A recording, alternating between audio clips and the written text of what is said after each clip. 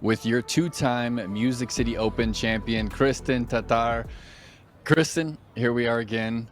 And first off, congratulations. You are halfway to a four-piece band now. You're going to have to learn to play. You might have to teach either Silver or Isabella. What are you going to do with two guitars? Well, first of all, I'm just happy to win the tournament. The guitar is just a bonus, and yeah, I guess I have to learn how to play. Now I have one for me and one for a teacher. Well, how did that round start off today from your perspective? Obviously, the bogey on one that you had to capitalize from distance, but rather, where does your mind take you when you're two over through the first three holes? Like, does your mind start to put a little doubt over you? It was definitely weird to start the final round like this. Um, yeah, I mean, I was just trying to keep calm. I was definitely not happy about it, but I just tried to keep a positive mindset, telling myself that it's okay. We still have holes to play. Anything can happen, and I've been in these situations before, and I know how to handle them. So I just tried to keep a very positive mindset and encourage myself to just give myself opportunities and telling myself that everything will unfold the way it should. And we heard you talk about in the past about how you try and distance yourself from the results in the moment, that you try and not let the bogeys cause too many emotions in these final rounds. Kristin, are you still able to detach yourself from the positive results? Like, do you let the first birdie or the first few birdies, like, do you let yourself feel some positive emotions from that, or do you try and quell those emotions too to keep you just at that zen state? I mean, I try to take bogeys and birdies and pars the same way. Sometimes it's a little bit harder. Sometimes it comes more naturally to me. But obviously when I was two over today and I got two birdies and back to even, it felt good. So that gave me a little bit of a confidence boost to keep going. And how much did you feel out there, especially during this final round, that it was kind of match play with Holland? I know that you've talked about not really even comparing yourself to other players or thinking that you're playing against anybody but the course, but did it at all feel like it was just a one-on-one situation with you and Holland? Yeah, I mean, I knew that most likely it's gonna be me or Holland. Something crazy would have to happen for anyone else to come back to the mix. So yeah, I mean,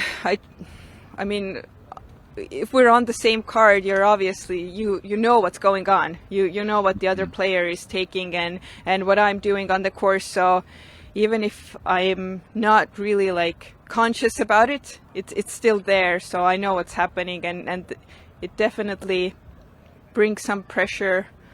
But at the same time, this is sports. And we're all athletes, and this is what we have to handle out on the course, and that's what I try to do.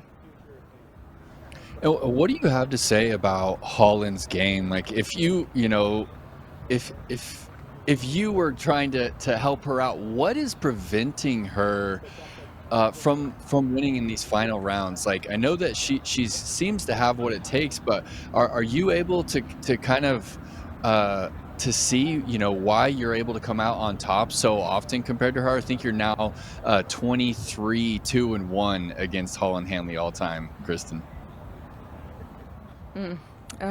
Well, I think only she knows what she has to do, because I cannot see inside her. It's definitely something inside of her that needs to be, I don't know, switched on or off or whatever. She has all the skills, so yeah, I think she just have to look inside and search for the answers there. I don't think anybody outside can tell her what to do. And so, what does your week look like leading up to the major next week? It starts on Thursday. It's a 4-round tournament, and 6-hour drive. Like, what does your ideal week look like to best prepare yourself to take down your first major of the year? I think the more boring the week is, the better. Just play disc golf. Don't do anything crazy. Try to relax before the rounds, and yeah, like I said, the more boring, the better, I guess. So all disc golf all the time, Kristin. How much do you like to mix in the extracurricular activity? I mean, were you and Silver able to get out and kind of visit any spots in Nashville this week, or do you have anything planned along the way, or do you guys just kind of beeline it to the next course? Yeah, we haven't been doing much here.